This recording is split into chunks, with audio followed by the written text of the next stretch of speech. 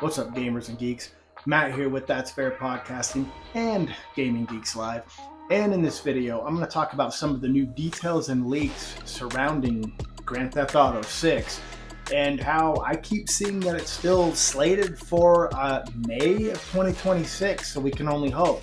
But there's been a lot of details leaked and given to us, so stay tuned.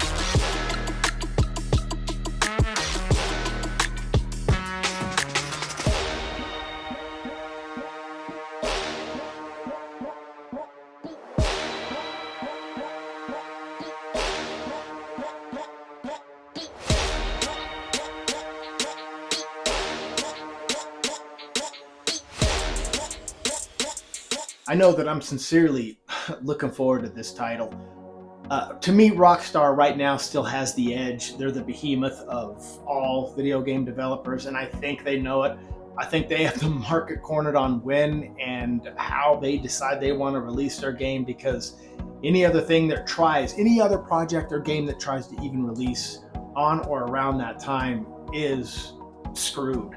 There's no way around it. But anyway, if you are new here, please feel free to subscribe to That's Fair Podcasting or Gaming Geeks Live. Maybe like the video, as we are always at your mercy to help us get more views, and every like helps. And if you don't do those and you just decide to watch this pointless rant, hey, by all means do. But this is some of the new details and leaks that I've stumbled across. I'm sure you've heard. Many of you heard, but if those haven't, hopefully it's new to you here. But thank you for joining. But, I can't tell you how much I'm actually looking forward to this. There's so much that are going into this new GTA 6 that it's going to be a massive, massive undertaking, and I can hardly wait. And I hope it stays May of 2026. But there is a backup plan by them if they have to delay it farther out. But who knows?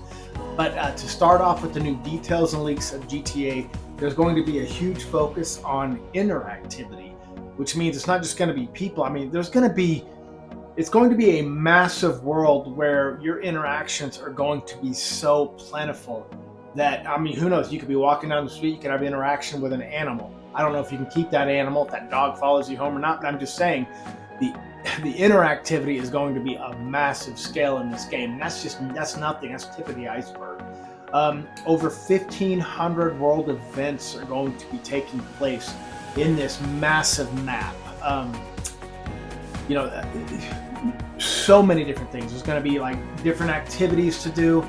Everywhere you go is going to be just a massive undertaking of interactions with people. I don't know if there'll be street races, but I mean, there's going to be everything from, I believe, fight clubs. So many, which will be mentioned a little later, but the world events are going to be so plentiful. It's going to be the largest open world full of events I think we've ever seen in any video game. Highly improved water physics and water-related events in this game, such as surfing, obviously jet skiing, boats. I mean, obviously there's going to be a lot of water physics in this game and a lot of water events. I mean, look where it takes place.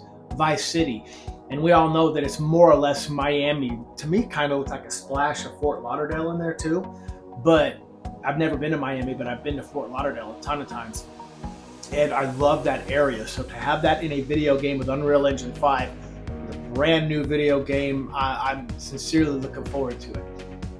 And they said that when the GTA 6 online releases, there's going to be a role-playing part of that aspect. I'm not sure what that means. I don't know if you have friends in your maps, but there's going to be a role play online. I'm not saying it's a full-on RPG, but that's what I've read, that an online role play for it is going to take place. So that'll be pretty good. Like I said, there is a 2026 emergency plan if they have to delay it one more time.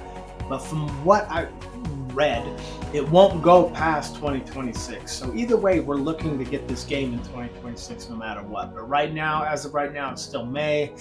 Who knows? Map is supposed to be 2 times the size of GTA 5. Twice the size. Which means it's going to have, I think, three major cities and 4 smaller cities that will make this up. And that is just huge if you think about it.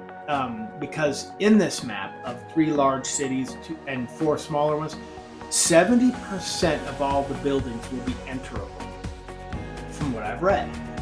That is a huge jump from what we had in GTA 5, where you could barely go into any of them unless, it was obviously pre-done as part of missions in your solo play or in your online gameplay. But 70% of the buildings will be enterable in this. And again, 2 times the size of GTA 5 overall. And then to think about that, 3 large cities and 4 smaller cities, this is going to be a huge, huge thing. There'll be a NASA-inspired location and many more locales. And there's going to be many returning ones like Malibu Club and some other ones that you remember from Vice City. So there's going to be some of our favorite returns, spots that return in Vice City from the old Vice City in this new one, but a lot of new ones are also going to be out there. So I'm really looking forward to that. Stealing expensive vehicles. Now that's going to be a different thing than just jacking some of the cheaper POSs that we're used to doing in GTA 5.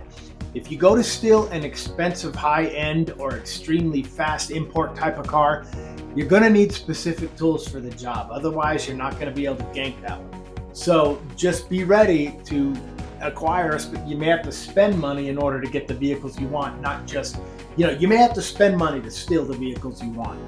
You can't get in. It's like GTA 5, the high-end super fast cars you couldn't steal. In this you can, but there has to be specific tools for the job. So enjoy that one. It says NPCs have their own lives and make real-time decisions based on the environment around them. Imagine that. You're going to have a massive open world with over 1,500 events taking place usually at once. NPCs are going to have actual real-life choices to make based on the environments they're in. So you're not going to just be talking, it's not going to be like Starfield where you're talking to these empty shells of people that are walking around like zombies.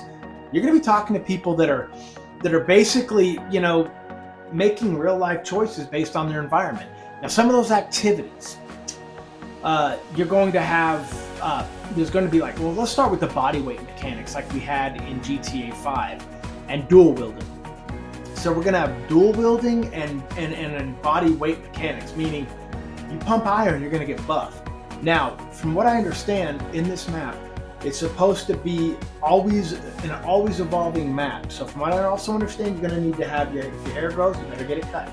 Facial hair, I think you need to shave. Don't quote me on that one. But from what I understand, if buildings are starting to be constructed in this, if over time they actually get finished. It's not like in GTA and Los Santos where you had that one building with all those, always under construction. It never got finished. Does that mean that you're going to see for sale signs in front of some people's yards and ultimately they can be sold? I don't know. The map is always evolving for that very reason. So expect your body mechanics to also play a role in this. Gore and dismemberment are also going to be back in this, no big surprise there. And there'll be 3D clouds in the sky and you're going to have weather systems in this one. So as you know, hurricane season does hit the southeast. Who knows? But you will have 3-dimensional clouds on Unreal Engine 5. So expect a massive, massive upgrade. Now in single player mode, there's going to be dynamic relation systems between Jason and Lucia. Now, I just think that I'm not sure what that means. That I think that it's always evolving too. I don't know if they're going to constantly add lines with an update. I don't know how they would do that, but it is a dynamic relation system that they're calling something new that maybe we haven't seen in a video game before. Look forward to that. Some of those new activities that we were speaking about earlier, there's going to be new ones: football, surfing, and mud clubs. I don't know what mud clubs are. I'm going to have to look that one up. I'm a little naive. But football and surfing in this, guys. Couldn't surf in GTA 5. And so I would love to surf in this. I'm in football. I love football.